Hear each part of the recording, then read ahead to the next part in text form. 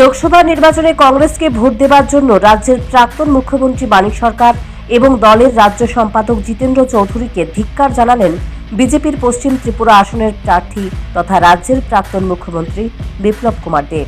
বাগবাসায় পূর্ব ত্রিপুরা আসনের বিজেপি প্রার্থী কৃতি সিং দেববর্মনের সমর্থনে আয়োজিত জনসভায় এভাবেই মানিক জিতেনকে কটাক্ষ করলেন বিপ্লব দেব। তিনি বলেন, ধিক্কার মানিক সরকার, ধিক্কার জিতেন চৌধুরী। রাজনীতির শেষ লগ্নে এসে বুর্জোয়া দলকে ভোট দিলেন মানিক জিতেন। তাদের লজ্জা থাকা উচিত। এটা রাজ্যে মানুষের জন্য অত্যন্ত দুর্ভাগ্যের। কমিউনিস্টরা নিজেদের আদর্শবান, নীতিবান মনে করতেন। এ নিয়ে অনেকেই গর্ব করতেন, অহংকার করতেন। এবারের লোকসভা নির্বাচনে তাদের মুখোশ খুলে গেছে। পশ্চিমী আসনে প্রার্থী কংগ্রেসের হাত চিহ্নেতে মানিক সরকার কালকে ভোট দিয়েছেন। ধিক্কার মানিক সরকার, ধিক্কার জিতেন চৌধুরী। লজ্জা হওয়া উচিত ত্রিপুরা মানুষের সামনে চেহারা দেখাতে। রাষ্ট্রীয়তারই আদর্শ,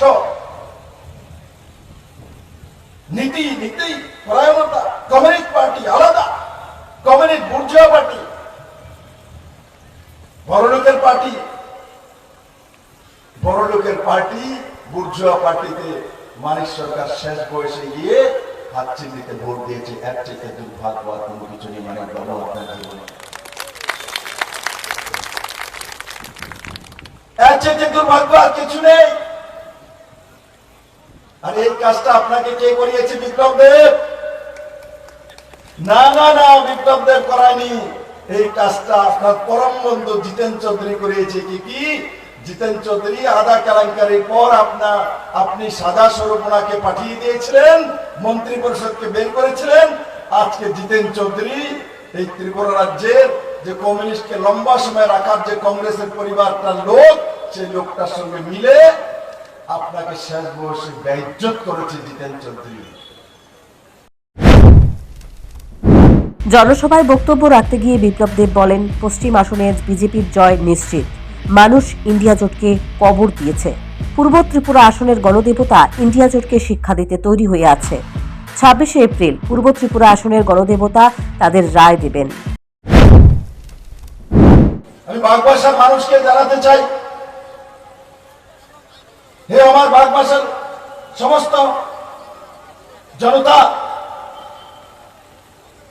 এই 24-এর ইলেকশন নরেন্দ্র মোদীকে তৃতীয়বারের প্রধানমন্ত্রী বানানোর ইলেকশনের সঙ্গে সঙ্গে কংগ্রেস কমিউনিস্ট নামী যে নেতৃত্ব আছে তাকে কবর দেওয়ার সময় এসে গেছে। মেরে মিত্র, এদেরকে কবর দেওয়া উচিত।